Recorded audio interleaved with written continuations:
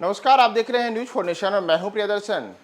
Bihar cabinet ने आज Patna high court से जुड़े कई अहम मुद्दों पर अपनी स्वीकृति प्रदान की है। दरअसल मुख्यमंत्री नीतीश कुमार की अध्यक्षता में आज बिहार कैबिनेट की बैठक हुई है और बैठक में कुल 40 एजेंडों पर मुहर लगी है। इसमें विधि विभाग से जुड़े हुए भी कई प्रस्तावों को आज नीतीश कैबिनेट ने अपनी मंजूरी प्रदान की है और ये मामले पटना हाई कोर्ट से जुड़े हुए हैं, जिसके तहत पटना उच्च न्यायालय की स्थापना में अभिलेखवाह यानी कि वेतन स्तर 3 के 110 पदों में से 55 पदों को अभिलेख लिपिक यानी कि वेतन स्तर 4 के पद पर उत्क्रमित करने के संबंध में आज नीतीश कैबिनेट ने अपनी स्वीकृति प्रदान की। इसके तहत अब जो 55 पद हैं उन 55 पदों को वेतन स्तर 3 के बदले अब वेतन स्तर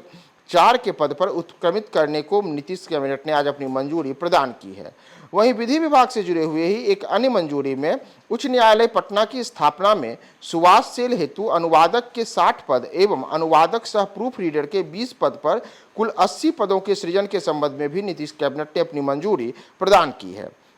वहीं अगले वर्ष होने वाले लोकसभा चुनाव को लेकर के आज नीतीश कैबिनेट ने एक अहम फैसला लिया है और निर्वाचन विभाग से जुड़े हुए इस फैसले में आगामी लोकसभा आम निर्वाचन चुनाव 2024 के निमित्त मतपत्रों के मुद्रण हेतु बिहार वित्त संशोधन नियमावली के नियम 131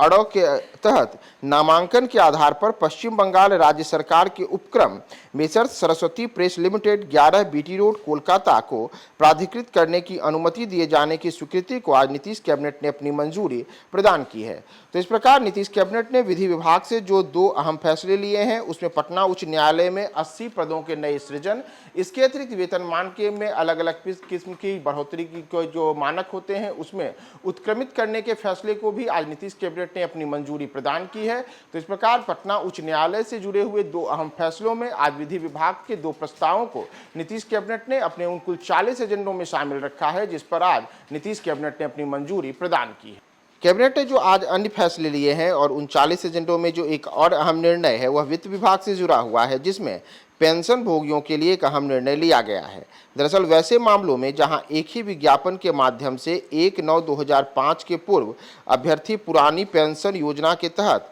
तथा 1/9/2005 के पश्चात अभ्यर्थी राष्ट्रीय पेंशन प्रणाली के तहत नियुक्त हुए हैं, यानी कि एनपीएस के तहत नियुक्त वैसे कर्मियों को अब कतिपय शर्तों के अधीन पुरानी पेंशन योजना में शामिल होने का विकल्प प्रदान करने के संबंध में आज बिहार कैबिनेट ने अपनी मंजूरी प्रदान की है। यानी कि इस फैसले के तहत अब वैसे कर्मी जो कि वर्ष 2005 के 1 सितंबर 2005 तक एक ही विज्ञापन के आधार पर उनकी नियुक्ति हुई थी, लेकिन एक ही नियुक्ति में अलग अलग कर्मी कोई नई पेंशन जो योजना है उसके तहत शामिल हैं जबकि कोई पुरानी पेंशन योजना में शामिल हैं, तो वैसे कर्मी जो कि एनपीएस में मौजूदा समय में शामिल हैं और अगर वे चाहते हैं कि वे पुरानी पेंशन योजना का लाभ लें तो उनके लिए भी आज बिहार कैबिनेट ने एक अपनी अहम मंजूरी दी है कि वे अब वर्ष 2005 के सितंबर महीने से पहले अगर उनकी नियुक्ति हुई है तो वे भी पुरानी पेंशन योजना के लिए अपने आप को उस फॉर्मेट में बदलने के लिए आवेदन कर सकते हैं। इसके अतिरिक्त बिहार कैबिनेट ने जो आज अन्य कई फैसले लिए हैं उन कुल 40 एजेंडों में